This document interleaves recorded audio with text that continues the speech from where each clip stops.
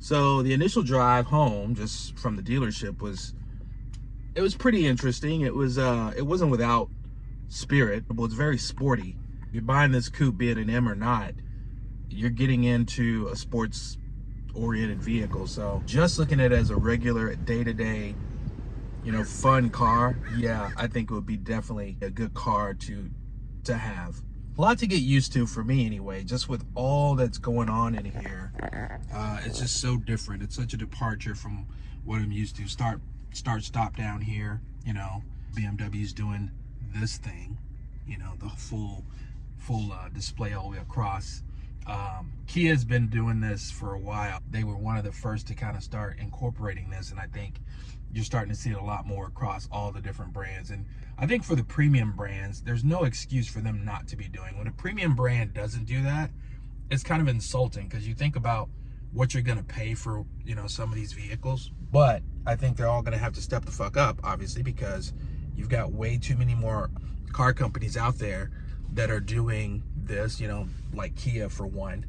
And you can't skimp on this sort of stuff at this point. You got to really come with it, or else Toyota will take all your sales. Because the Toyotas of the day, the Hondas, the Honda Accord is, it might as well be an Acura brand model, because you'd be hard pressed to find anything better than that. But I'm not going to get off on everybody else's shit. We're talking about this car, and we're talking about my service experience, and so far not impressed with the way that turned out. But whatever, when you're going to get into this kind of a arena with automotive, then you got to be ready to deal with all that comes with it. So I'm not bitter about having to pay for service. I'm bitter about thinking that I bought service that covers the service. Basically, the bottom line on that front is I'm going to get a refund on the service I paid for, because when I do the numbers and sort of calendarize it all out for how long that service would take me through, and then the service that'll come due within that time frame,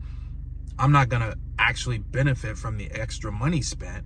I might as well just pay for those items as they come, and I'll probably be a lot less in the next 2 years than paying the upfront fee. So, and then I still had my service that was on the car that goes for 4 years for 40,000 or 50,000 miles. So I had that. I think it goes to 100,000 miles. So I still had the remainder of that, which was just at about 2 years or just shy. So it's all the basic stuff. It's your oil changes.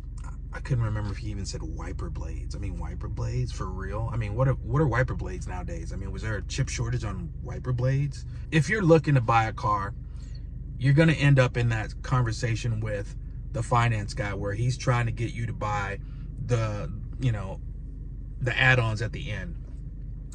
And for the most part, a lot of it is just fluff. You might feel comfortable having it, you might not.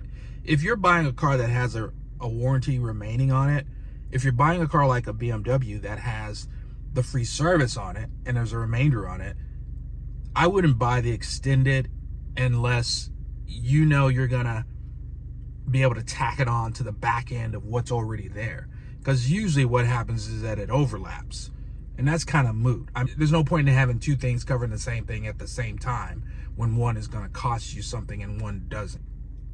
I would just wait till the end. And if you can buy something like a extended service warranty or maintenance plan on a car, I would wait till you get to the end and find out beforehand, well, can I buy it before the first one runs out? A lot of times they'll tell you no, but dig and see, because a lot of times they will still do it. There's like a cutoff period, because it just doesn't make sense to add something that doesn't extend beyond what's already there. It's not really adding. So that's kind of my advice on that.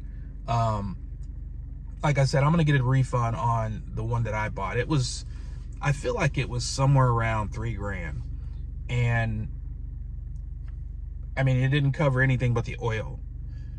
And I don't think I needed oil. They changed the oil when I bought the car, and that's been less than 5,000 miles ago. So he's giving me oil for free under the guise of, oh, it's under your covered plan. So yeah, I'm a little sore at that, to be honest. That just seems a little, yeah. Anyway, that's that. This car, so far, I'm very impressed. I'm gonna see how it does donuts. So I'll be back with that info as well. So anyway, day starts now. So Have a good one. Till next time, all-wheel drive.